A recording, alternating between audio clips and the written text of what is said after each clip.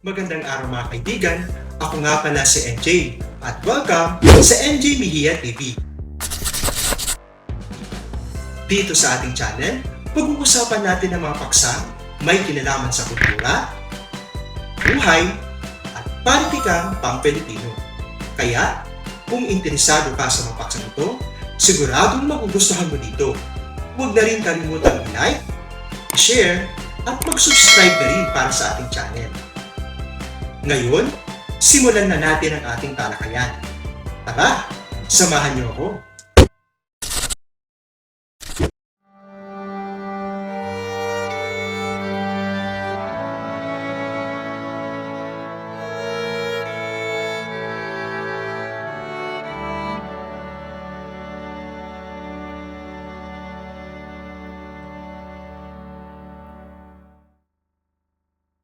Ang ika-51 na kabanata ng Noli Me Tangere, ang mga pagbabago.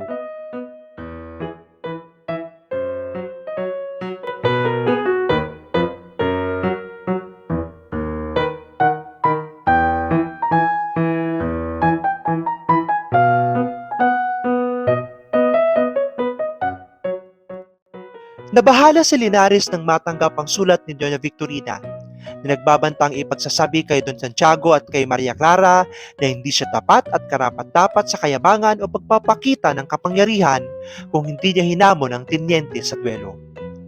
Alam ni Linares na seryoso din niya Victorina at wala na siyang ibang paraan kundi sundin ang banta.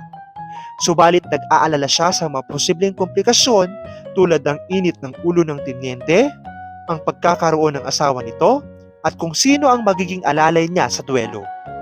Pinagninilayan niya ang kanyang pagkahambog at ang mga magiging epekto nito sa reputasyon niya kay Maria Clara at sa iba.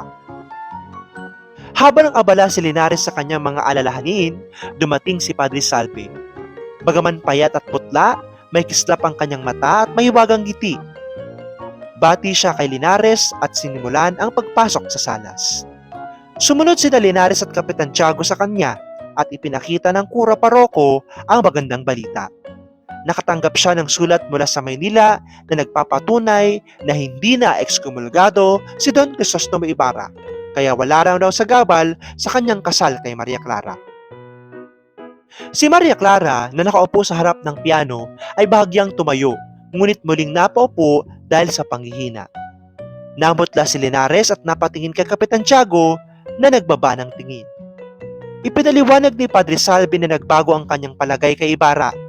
Dati nagdududa siya sa binata, ngunit ngayon ay nakikita niyang marunong itong humingi ng tawad at kumilala sa kanyang pagkakamali.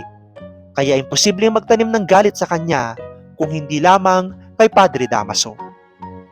Nang mabanggit ang pangalan ni Padre Damaso, napatingin si Maria Clara. Bagaman tahimik at nakatuon sa piano.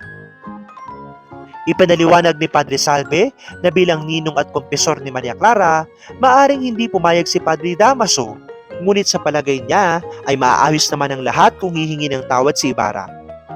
Sa ganitong paraan, unti-unti nang nagkakaroon ng pagbabago sa sitwasyon.